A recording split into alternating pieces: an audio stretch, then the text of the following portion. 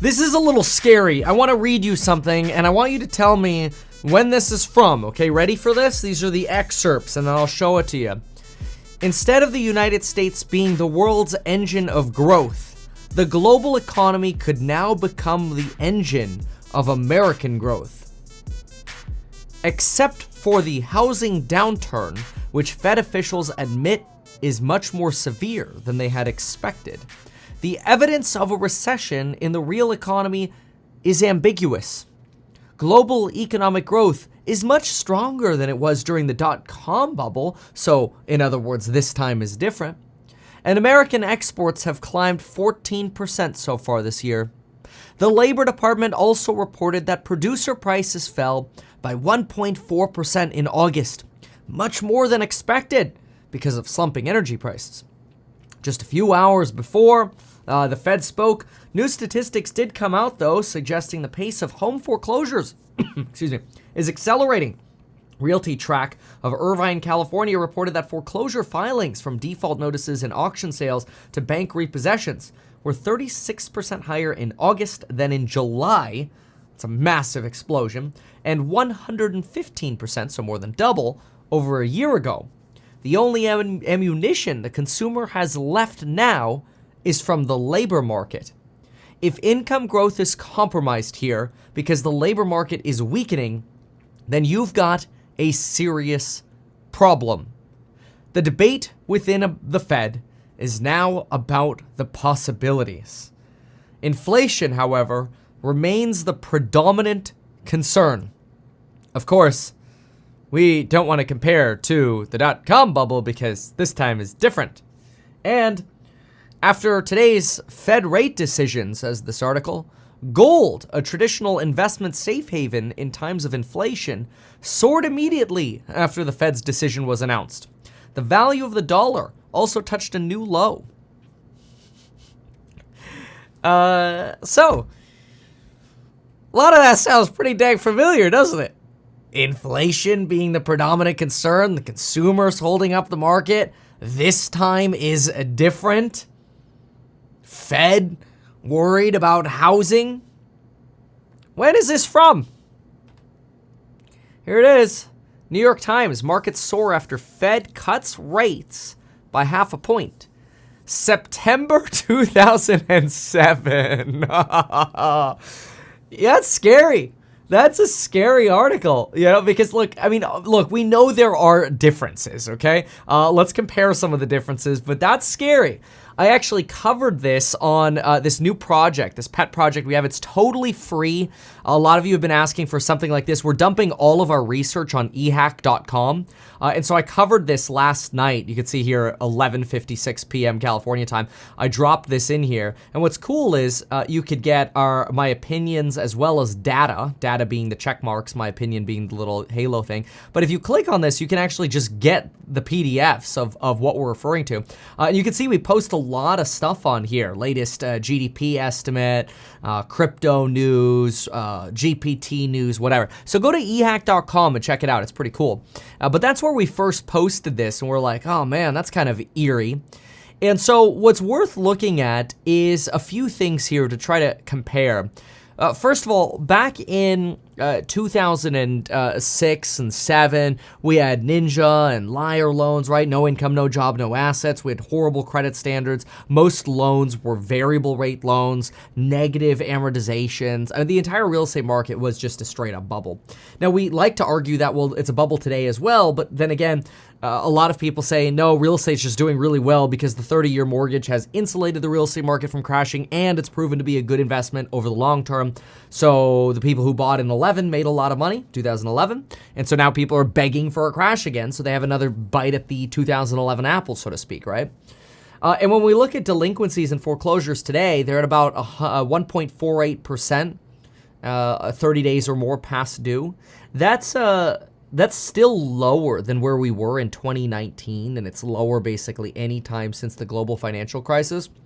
And when we consider inflation or even GDP, yeah, we were fighting inflation in 2007 and 2008, right over here going into the recession. The recession actually solved our inflation problem for us, which That's why there are a lot of people saying this time is not different. We are just walking up the same tree, so to speak, or barking up the same tree, where basically we'll solve our inflation problem. But when we go into this next big recession, for whatever reason it is, which we don't exactly know what it is, but when it happens, oh, we'll be in deflation, all right. Just like the early 1920s and the late 1920s, which was not a time to cheer. Those were very depressing times. The reason those times were so depressing is because the unemployment rate skyrocketed. Just like you had in 2008, you had the unemployment rate double from 5% all the way up to 10%. That's a lot of unemployed people. And certainly if you go back into history, you can see we are at a very, very low unemployment rate right now. But what's the point of this? Well, it's to say that, look, the Federal Reserve started cutting in 2007 because there were underlying problems in the economy. So why is the Federal Reserve today considering cutting? Well, think about what Jerome Powell said yesterday. He said, Kevin's courses have a price increase on the 14th. That's today. So make sure you check him out at meetkevin.com and get lifetime access to all his perspectives, the course member live streams, and everything else. meetkevin.com. Anyway, no, yesterday Jerome Powell said, well, rate hikes or rate cuts rather are bad when they're being done because of an underlying problem in the economy versus a return to the normal or return to the norm. So this is where we kind of get back to the Fed pivot argument. Fed pivot versus the U-turn argument. If the Federal Reserve, let's just simplify this. If the Federal Reserve is cutting rates, it's usually because there's a problem. It's usually because the economy is weakening. It's usually because things are starting to get poopy-doopy and maybe something's about to blow up in our face, like a banking crisis or a real estate crisis or whatever it is. In those cases, a Fed pivot is really bad for stocks. Stocks end up 25 to 35% down. It's really bad.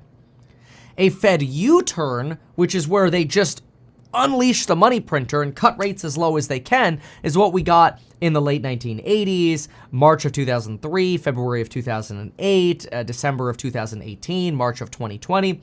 That's a buy time. That's when stocks have bottomed. Things are so painful and so bad that it's basically just up from there. Okay, so where are we right now? Well, so we've kind of painted three pictures here. And let's try to put these pieces of the puzzle together because it's a lot. We painted three pictures. What we said is there is the Fed pivot when pain. Okay, that's option one. The Fed pivots when there's pain. Option number two is the Fed U-turns when you're basically on life support. And this is when you need the bailout. Again, that was your March of 2020, and I'm not going to go through the whole list again, just rewind, right? And then there's what Jerome Powell talked about yesterday, which is the difference between 1 and 3, and that's called the normalization. You won't believe it, but I actually saw this morning from the suits. You know what word's starting to come up again? Transitory. The word transitory is showing up again. People are starting to talk about, oh my gosh, what if inflation truly is transitory? This is like the opposite of December of 2021 when the Fed had to go dirty on us and now they're going positive on us. It's like that was a Christmas bucket of coal. Now we're getting a Christmas gift. Oh my gosh, normalization. This is great. This is great. So as to whether or not the Fed planning to cut rates is bad, ultimately comes down to whether you think we're in number 1 or number 3. I think we can all agree that at this point, we are not at number 2. I'm not saying we're not going to get to number 2, right? Because number 1 can lead to number 2. But right now, we are either in number 1 or number 2. Or sorry, number 1 or number 3, right? We're either in normalization, which normalization is good. That's your soft landing. What do you want here? Probably not personalized financial advice, obviously, but what we've been talking about over the last few days on the channel has been large cap growth, large caps. In normalization, large caps can do really well. In U-turns, the small caps can do excessively well. In pivots, you want to be in like cash, basically. Cash and money markets, right? So it depends. Are we in a pivot or are we in a normalization? Well, this is where it's kind of fun to look at this New York Times article again, and instead of looking at what's familiar or what's similar, let's use a red X and let's look at what actually is different, right? We talked about what's the same when we started this video out. You could rewind it. What is like actually different. And is that this time is different, or is it like legitimately different? That's for every individual to determine, right? So here, the Fed made it clear that the risks of recession were too big to ignore. Okay, well, we know that is the opposite of what Jerome Powell said. Like, it's not different. It's literally the opposite. Yesterday, Jerome Powell told us we don't have a recession in the forecast. That doesn't mean he's right. I'm just saying, at least what the Fed was saying then in 2007, where the recession risks are too big to ignore, and now they are the opposite. Okay, let's see. That was our note here. Okay, so slipping into recession, blah, blah, blah, safe haven. We talked about that. A lot of these were similar. Inflation is the predominant concern. Now, this is an interesting one. Inflation was the predominant concern then, but what we have now is actually a dual concern of jobs and inflation. Jerome Powell basically folded yesterday on the idea that inflation is really a big deal. Now, I thought that was interesting. We actually put that on ehack.com this morning. And that's that inflation maybe isn't that big of a deal to the Fed anymore. Look at this article we have on eHack. We wrote, "The End of Higher for Longer." Bloomberg's Simon White calls the Fed's decision yesterday the green light for the end of the global higher for longer. Said the Fed has liberated other domestic market central banks from maintaining higher for longer. The bank must then be pretty sure that inflation is done and dusted to allow for another significant easing of financial conditions. And so then obviously in the little halo face, I wrote, very interesting conclusion on bank must be pretty sure inflation is done. I actually agree. Rising stocks / falling yields would promote growth. If the Fed was concerned that this would actually induce inflation, that is, falling yields and rising stocks would induce inflation, they would hawk instead. And they certainly wouldn't be this dovish. Other things we talked about over here, I encourage you to just go to ehack.com. We talked about a bear argument from Rabobank. We talked about the ledger hack a few times, the cruise layoffs. We actually just broke over here through leaks that we became aware of at eHack. We just broke Enphase layoffs. Reports and rumors coming through about maybe a 13% layoff at Enphase, which is partly cost cutting probably. And since they do a lot of contract manufacturing and the co-CEO thinks they're going to go back to 2022 level growth in 2025, could actually be near-term bullish, not only for margin, but the stock. It just sucks for the employees. Okay, so back to what's different over here, like different or opposite, right?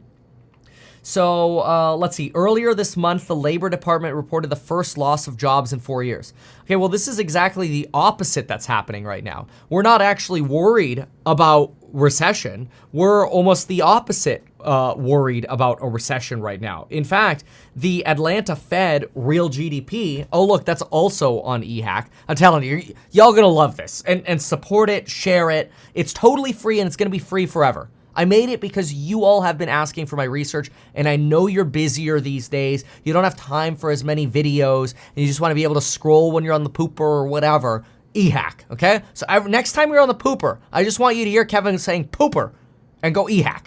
It's that simple. Anyway, latest GDP estimate is out. Atlanta Fed GDP estimate skyrocketed from 1.2% to 2.6% this morning. This is the opposite of the Fed being worried about a recession, right? Or falling growth. It's also the opposite of jobs. I mean, continuing claims came in weaker this morning. The jobs report came in stronger this month. And what did we have then? The opposite. Literally the opposite. We lost jobs. Now, when you start losing jobs, that's bad. That's bad. And that's why Jay Powell is starting to dove, because I think he realizes if he keeps going, he's going to cause a recession. He'll over-tighten. So that's why he went as dovish as he did yesterday. And I mean, obviously, in the near term here, the stock market likes this. But some of these similarities are eerie, to say the least. The debate within the Fed is what are the odds of a twin meltdown in the housing and mortgage markets that would tip the economy into a recession? Well, apparently 100%. Since we have a hindsight bias, right? Only ammunition the consumer has left is the labor market. That's actually very similar, and that's why we have the blue X when we mentioned in the beginning, because even Jay Powell mentioned, hey, how are people going to pay higher prices? Well, hopefully they'll make more money. In August, yeah, the jobs decline number, we know that's basically the opposite of what's going on. So, look, there are opposites and there are similarities.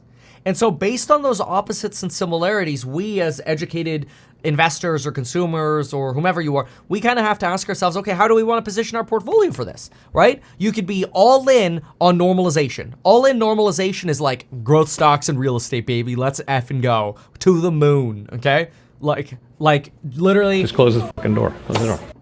Yeah, okay. Yes, that's an option. If you are pivot and you think the 30% correction, which we actually had in 2022, is still ahead of us, well, your cash and your money markets.